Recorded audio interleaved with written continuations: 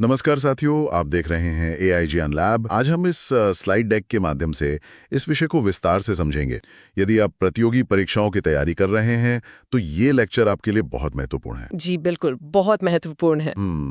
आज 26 फरवरी 2026 है और आज के सेशन में हम केवल खबरों की हेडलाइंस नहीं पढ़ेंगे। नहीं, हेडलाइन से तो अब परीक्षा पास नहीं होती। एकदम सही कहा आपने।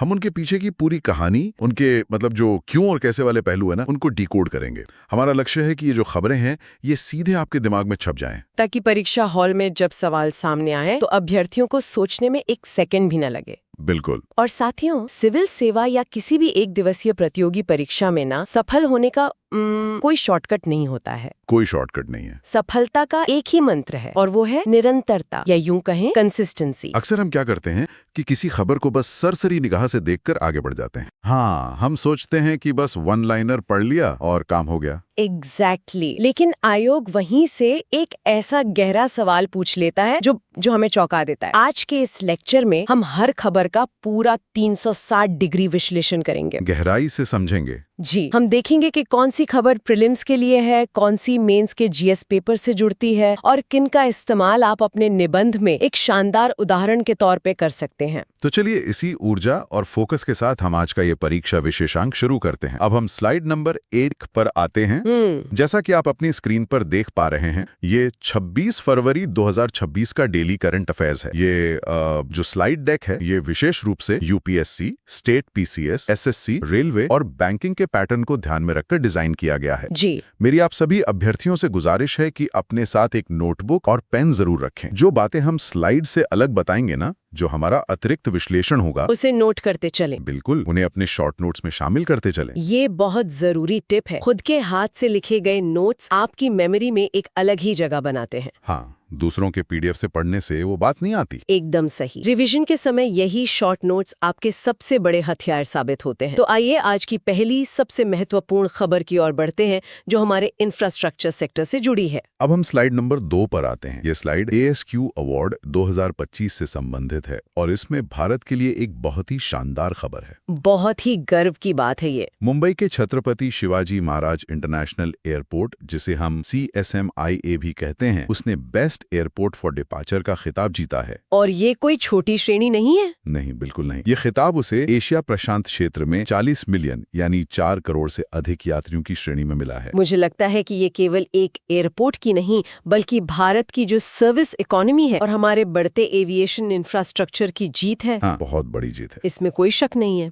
लेकिन देखिए, परीक्षा के नजरिए से हमें इस चमक दमक के पीछे के असली सिस्टम को समझना होगा। ये ASQ अवार्ड असल में है क्या? Airport service quality. जी, ASQ का मतलब है एयरपोर्ट सर्विस क्वालिटी। ये एक वैश्विक सर्वे है जो पूरी तरह से यात्रियों के फीडबैक पे चलता है।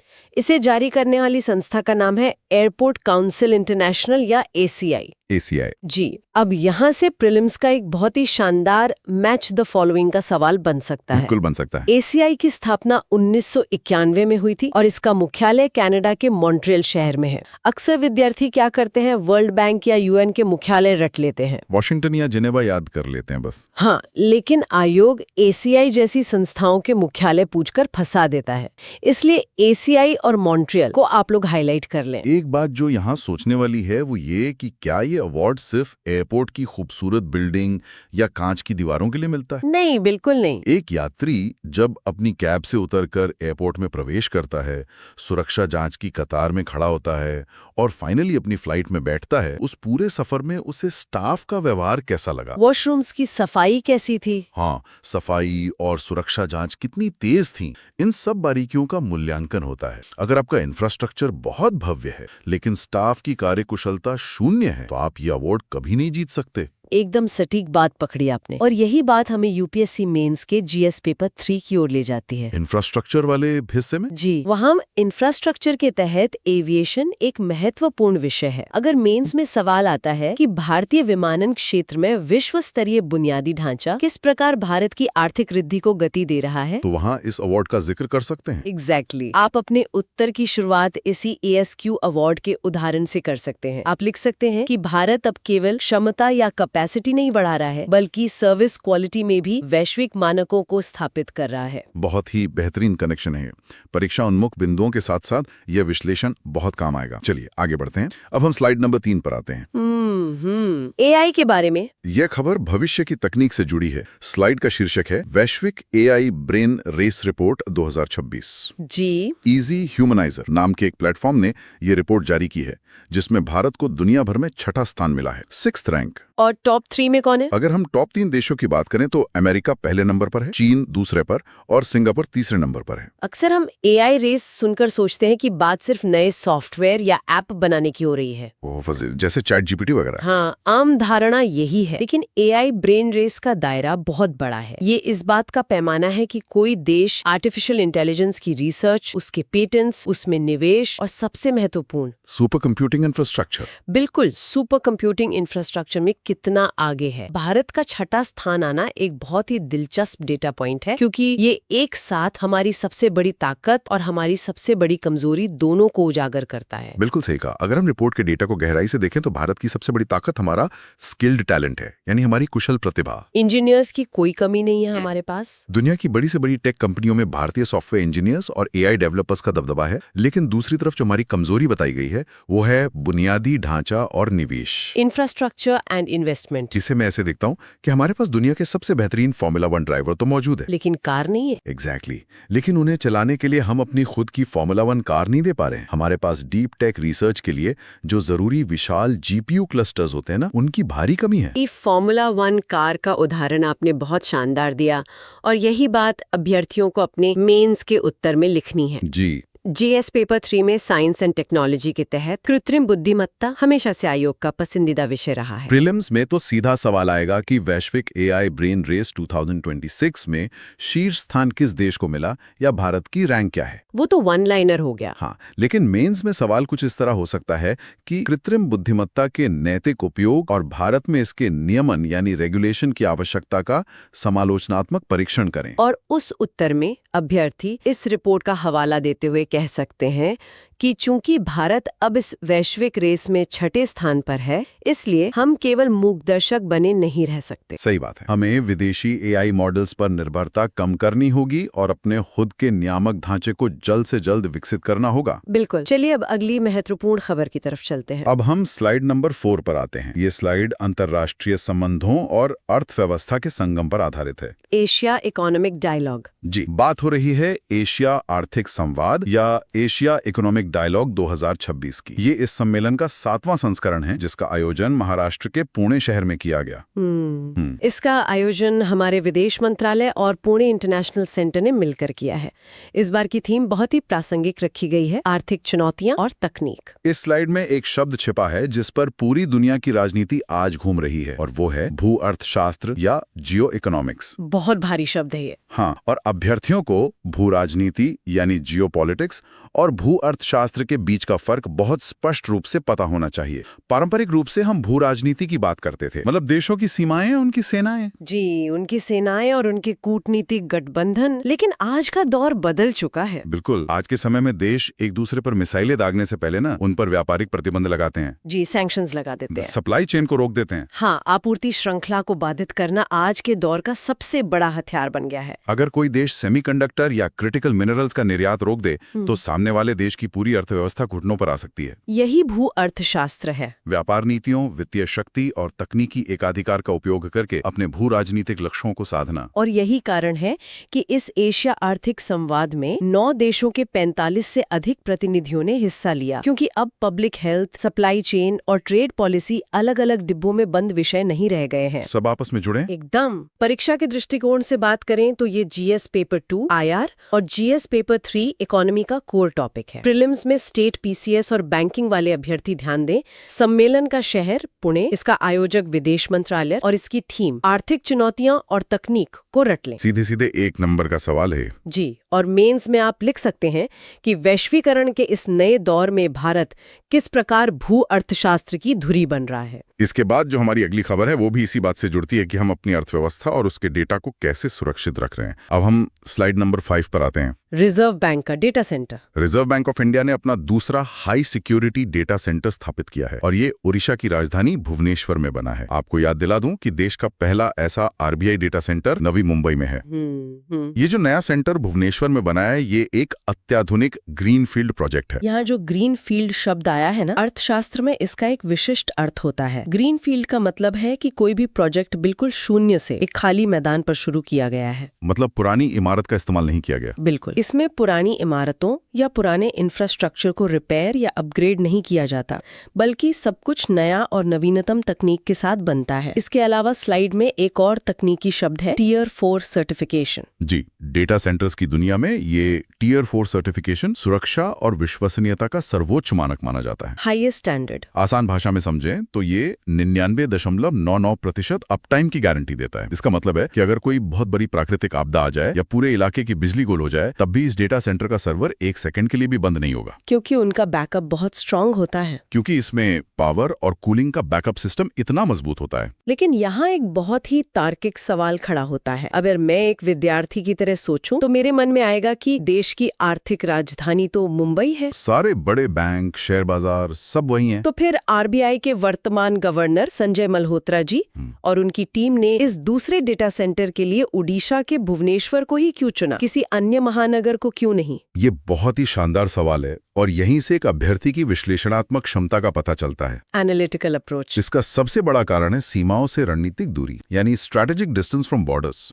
अगर आप भारत के नक्शे को ध्यान से देखें तो हमारी पश्चिमी सीमा पाकिस्तान के साथ और उत्तरी सीमा चीन के साथ हमेशा भू राजनीतिक तनाव के केंद्र में रहती हैं। जी बिल्कुल। भगवान ना करे, लेकिन अगर कभी युद्ध की स्थिति बनती है या कोई बड़ा साइबर या भौतिक हमला होता है तो सीमाओं के करीब स्थित इंफ्रास्ट्रक्चर सबसे ज्यादा खतरे में रहता है। और पूर्वी तट पर स्थित भुवनेश्वर इन दोनों ही अंतर्राष्ट्रीय सीमाओं से एक बहुत ही सुरक्षित भौगोलिक दूरी पर है। इसके अलावा भूकंपीय जोन के लिहाज से भी यह स्थान अपेक्षाकृत सुरक्षित है। और यही विश्लेषण जीएस पेपर 3 में इंटरनल सिक्योरिटी और साइबर सिक्योरिटी के लिए आवश्यक है। मेंस में वित्तीय डेटा के स्थानीयकरण या डेटा लोकलाइजेशन की आवश्यकता पर सीधा प्रश्न बन सकता है। बिल्कुल बन सकता है। भारत का पूरा फाइनेंशियल डेटा, हर एक लेन देन का रिकॉर्ड हमारे देश की सीमा के भीतर ही सुरक्षित रहना चाहिए। भुवनेश्वर का ये tier 4 data centre data localisation की दिशा में भारत की एक अचूक ढाल है। बिल्कुल। चलिए अब तकनीक की दुनिया से निकलकर भारत के सामाजिक यथार्थ की ओर चलते हैं। अब हम स्लाइड नंबर 6 पर आते हैं। सौंदला गांव। ये खबर जितनी परीक्षा के लिए जरूरी है ना, उतना ही एक समाज के रूप में हमारे लिए प्रेरणादायक भी है। महाराष्ट्र के एक गांव सौंदला ने खुद को देश का पहला जाति मुक्त गांव घोषित किया, कास्ट फ्री विलेज। ये अपने आप में बहुत बड़ी बात है। देखो, इस सरकारी आदेश नहीं था, बल्कि इस गांव ने स्वेच्छा से जाति सूचक शब्दों का त्याग कर दिया है। अब वहाँ के लोग अपने नाम के आगे सरनेम या जाति की जगह अपने पिता का नाम या फिर भारतीय शब्द लगा रहे हैं। भारतीय समाजशास्त्र के नजरिए से ये एक युगांतरकारी कदम है। हम अक्सर देखते हैं कि संसद में कानून तो बन जाते हैं, लेकिन जमीनी स्तर पर गांव की चौपालों पर लोगों की मानसिकता को बदलना बहुत मुश्किल होता है। समाज का बदलना ज्यादा मुश्किल है। जी, सौंदला गांव की ये पहल इसलिए खास है क्योंकि ये बॉटम अप अप्रोच है, यानी बदलाव ऊपर से नहीं थोपा गया है, बल्कि समाज के भीतर से पनपा है। और सबसे बड़ी बात, उन्होंने केवल सरनेम नहीं हटाए हैं, बल्कि गाँव में समान शमशान घाट और पीने के पानी का एक समान स्रोत जैसी व्यवस्थाएं लागू की हैं। इस बिंदु पर मैं थोड़ा जोर देना चाहूंगा। ग्रामीण भारत में जातिगत भेदभाव की जड़ें कहाँ सबसे ज्यादा गहरी होती हैं? पानी और शमशान में। वो 2 ही जगह हैं, सार्वजनिक कुएं या पानी के स्रोत और जीवन के अंत में शमशान। Doctor B.R. अम्बेडकर ने भी ग्रामीण संरचना में इन सामाजिक दूरियों का विस्तार से जिक्र किया था। जी बिल्कुल किया था। जब कोई गांव इन भौतिक और मानसिक बैरियर्स को तोड़कर एक ही शमशान और एक ही कुएं का इस्तेमाल करने लगता है तो वो सच्चे अर्थों में सामाजिक न्याय की ओर बढ़ता है। एकदम सटीक। इसीलिए ये विषय जीएस पेपर 1 भारतीय समाज और जीएस पेपर 2 सोशल जस्टिस का एक बहुत ही महत्वपूर्ण हिस्सा बन जाता है। प्रीलिम्स में तो सीधा सवाल आएगा कि हाल ही में चर्चा में रहा देश का पहला जाति मुक्त गांव सौंदला किस राज्य में स्थित है? महाराष्ट्र में। और जो अभ्यर्थी एथिक्स या निबंध का पेपर दे रहे हैं वे इस सौंदला मॉडल को एक केस स्टडी के रूप में इस्तेमाल कर सकते हैं। आप लिख सकते हैं कि कैसे सामुदायिक सहभागिता से सदियों पुरानी सामाजिक कुरीतियों को बिना किसी टकराव के शांतिपूर्ण ढंग से मिटाया जा सकता है। ये एक ऐसी खबर थी जिस पर विस्तार से बात करना बनता था। चलिए अब हम क्लास के उस हिस्से में चलते हैं जहां फैक्ट्स की बारिश होने वाली है। अब हम स्लाइड नंबर 7 पर आते हैं। Quick recap section. ये हमारा क्विक रिकैप सेक्शन है। यहाँ हम उन अन्य महत्वपूर्ण खबरों को देखेंगे जो एसएससी, रेलवे, स्टेट पीसीएस और बैंकिंग जैसी परीक्षाओं के लिए बहुत ही हाई यील्डिंग होती हैं। तो आइए इसे एक रैपिड फायर राउंड की तरह देखते हैं। ठीक है। मैं खबर पढ़ूंगा और आप उसका परीक्षा के लिहाज से एक लाइन में महत्व बताएंगी। पहली खबर, राष्ट्रपति भवन में एडविन लुटियंस की प्रतिमा को हटाकर भारत के पहले भारतीय गवर्नर जनरल सी राजगोपालाचारी की प्रतिमा स्थापित की गई है। ये भारत के औपनिवेशिक अतीत से बाहर निकलने और अपनी सांस्कृतिक और ऐतिहासिक जड़ों को सम्मान देने का एक बड़ा प्रतीक है। राजगोपालाचारी जी का स्वतंत्रता संग्राम में योगदान अद्वितीय है। दूसरी खबर खेल जगत से है। भारतीय महिला क्रिकेट टीम की कप्तान हरमनप्रीत कौर सबसे ज्यादा महिला इंटरनेशनल मैच खेलने वाली खिलाड़ी बन गई हैं। खेल के रिकॉर्ड्स वनडे एग्जाम्स के फेवरेट होते हैं। बस नाम याद रखिए, हरमनप्रीत कौर, क्रिकेट और सर्वाधिक इंटरनेशनल मैच। तीसरी खबर है पुस्तक विमोचन की। विजय गोयल जी ने एक नई पुस्तक लिखी है जिसका शीर्षक है Atal Bihari Vajpayee the eternal statesman. SSC और रेलवे में बुक्स एंड ऑथर्स पर एक सवाल पक्का होता है। किताब का नाम Atal Bihari Vajpayee the eternal statesman और लेखक विजय गोयल। इसे अपने नोट्स में रट लें। चौथी खबर है राज्य सरकार की योजना। पंजाब सरकार ने गरीबों को रियायती दर पर पौष्टिक भोजन उपलब्ध कराने के लिए मेरी रसोई योजना शुरू की है। स्टेट पीसीएस में दूसरी राज्य सरकारों की प्रमुख फ्लैगशिप योजनाएं अक्सर मैच द फॉलोइंग में पूछ ली जाती हैं। मेरी रसोई मतलब पंजाब। पांचवी खबर, विश्व महासागर विज्ञान कांग्रेस 2026 का आयोजन इस बार गोवा में किया जाएगा। गोवा में नेशनल इंस्टीट्यूट ऑफ ओशनोग्राफी स्थित है, इसलिए ये जगह इसके लिए बिल्कुल उपयुक्त है। वेन्यू याद रखें, गोवा। और छठी तथा बहुत ही महत्वपूर्ण खबर, गृह मंत्रालय ने भारत की पहली आतंकवाद विरोधी नीति की घोषणा की है जिसका नाम प्रहार रखा गया है। इसे तो आप 3 स्टार मार्क कर लें। भारत की पहली आतंकवाद विरोधी नीति का नाम सीधे प्रीलिम्स में छपेगा। विकल्प में रक्षक, त्रिशूल या कवच दिया जा सकता है, लेकिन आपको प्रहार पर टिक करना है। बहुत ही शानदार रैपिड फायर रहा ये। एक नंबर का जुगाड़ यहाँ से पक्का हो गया है। अब हम स्लाइड नंबर 8 पर आते हैं और ये स्लाइड है आज का सवाल, क्वेश्चन ऑफ द डे। साथियों, अब हमारी बारी खत्म और आपकी बारी शुरू। एक सीरियस अभ्यर्थी की पहचान होती है कि वो केवल सुनता नहीं है बल्कि एक्टिव लर्निंग करता है। आपके सामने स्क्रीन पर 3 सवाल हैं जिनके जवाब आपको खुद रिसर्च करके हमारे कमेंट बॉक्स में देने हैं। सवाल नंबर 1, बाफ्टा पुरस्कार 2026 में बेस्ट फिल्म का पुरस्कार किस फिल्म ने जीता? सवाल नंबर 2, फिडे फ्रीस्टाइल शतरंज वर्ल्ड चैंपियनशिप 2026 का विजेता कौन रहा? और तीसरा सवाल नंबर 3, भूगोल का एक बेसिक लेकिन घुमावदार सवाल है। ब्रह्मपुत्र नदी का सटीक उद्गम स्थल कहाँ है? ओरिजिन पॉइंट बताना है। मैं सभी अभ्यर्थियों से कहूंगी कि कमेंट सेक्शन में जरूर हिस्सा लें। अगर आपको जवाब नहीं भी पता ना तो गूगल करें, किताबों में पलटें। जब आप किसी जवाब को खुद खोजकर लिखते हैं तो वो आपके सबकॉन्शियस माइंड में बैठ जाता है।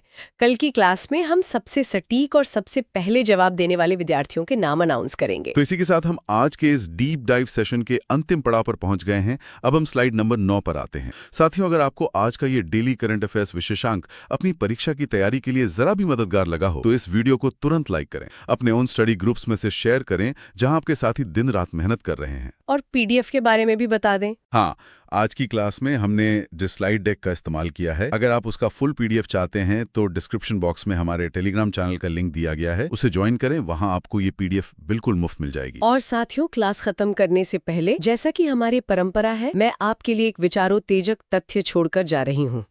Provocative thought. जी, आज हमने स्लाइड 4 में भू अर्थशास्त्र पर बात की और स्लाइड 5 में डेटा लोकलाइजेशन को समझा। अब आज रात शांति से बैठकर जरा सोचिएगा, क्या ऐसा नहीं लगता कि भविष्य के विश्व युद्ध जमीन के टुकड़ों या हथियारों से नहीं लड़े जाएंगे? ये तो बहुत गहरी बात है। बल्कि क्या ये युद्ध देशों द्वारा एक दूसरे के डेटा को हथियाने, अपने डेटा को सीमाओं के भीतर लॉक करने और एआई ब्रेन रेस में तकनीकी एकाधिकार हासिल करने की इसी होड़ के रूप में लड़े जाएंगे? इस डिजिटल शीत युद्ध के बारे में जरूर विचार कीजिएगा, क्योंकि यूपीएससी का अगला निबंध यहीं से आ सकता है। उम्मीद है आपको ये लेक्चर पसंद आया होगा। अगर वीडियो अच्छा लगा हो तो एआई ज्ञान लैब को लाइक, शेयर और सब्सक्राइब जरूर करें। मिलते हैं अगली क्लास में। धन्यवाद।